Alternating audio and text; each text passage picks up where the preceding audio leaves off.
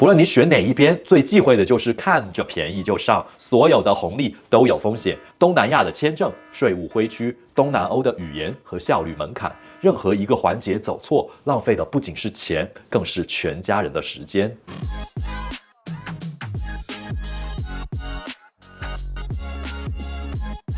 嗨，大家好，我是獨立離岸顧問 Sean， 關注我，讓你全球都有人。如果我告訴你，2026年對於想要長期海外旅居的華人朋友們來說，東南亞可能不再是唯一的標準答案了。此刻擺在大家面前的是兩套完全不同的生存邏輯，一邊是東南亞，它熱情、便利，能夠讓你用極低的生活成本換取像度假一樣的當下爽感。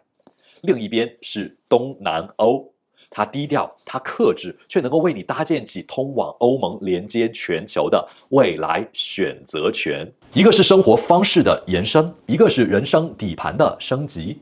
到底哪邊才是2026年真正的性價比之王？今天這期視頻，我不販賣焦慮，也不加濾鏡，只從身份價值、生存成本、資產邏輯這麼3個現實維度，幫你把這層窗戶紙戳破。你是該留在熱帶享受當下，還是去歐洲布局未來？話不多說 ，Let's get into it。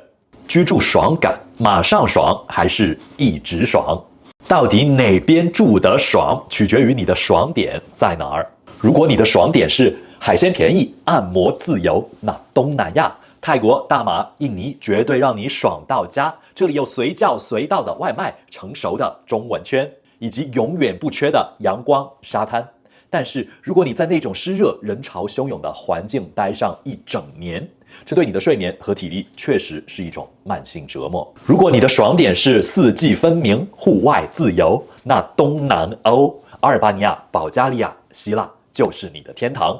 這裡節奏比較慢，社會更有規則感。雖然英語普及率在小城市沒那麼高，服務業也沒有那麼發達，但這裡空氣乾爽，城市適合步行，更適合需要沉澱下來的腦力勞動者。關鍵點來了，真正拉開差距的不是飲食、天氣，而是身份規劃。在東南亞，你待5年、10年，進去是什麼，出來大概率還是什麼。泰國精英簽、大馬的各種款式、第二家園、菲律賓 SRRV， 本質上都是讓你花錢買租位，你永遠是那個尊貴的外國人。政策一變，隨時可能卡脖子。而東南歐是換人生底盤的邏輯，只要合法居住滿幾年，你走向的是永居，甚至是歐盟護照。這意味着你拿到的不僅是一個住處，而是整個歐洲的居住、工作和教育權。大家是更看重現在的物價和服務體驗呢，還是接下來的社會發展和家庭身份規劃呢？歡迎評論區告訴我。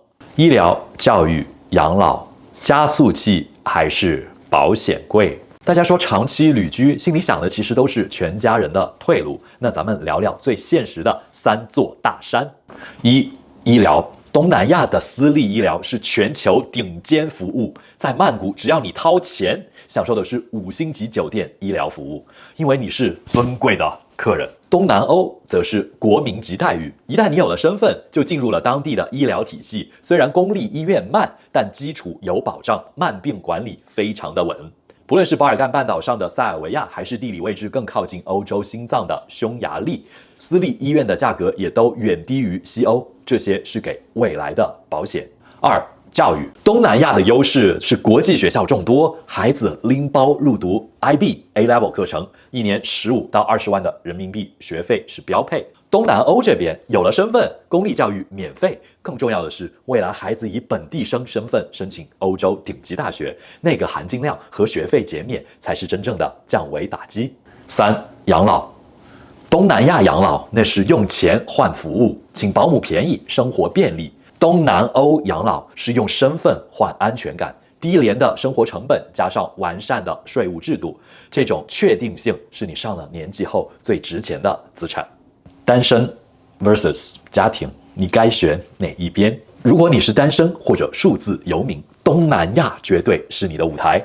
清邁、曼谷、巴厘島，社群密度拉滿，生活成本極低，一杯咖啡坐1天，晚上去蹦迪，這裡適合你年輕時衝刺、社交、搞錢。如果你追求的是安靜的高階玩法，去塞爾維亞的貝爾格萊德或者保加利亞的索菲亞，用極低的成本住歐洲區域中心的城市，周末飛巴黎或者高鐵去布達佩斯，你雖然犧牲了一點社交密度，但換來的是身份資產的增值。如果你是帶娃家庭，別只看當下方便，東南亞是時效解決方案，用錢給孩子買個更好的環境；而東南歐是長期戰略，是給全家人買一張通往世界的入場券。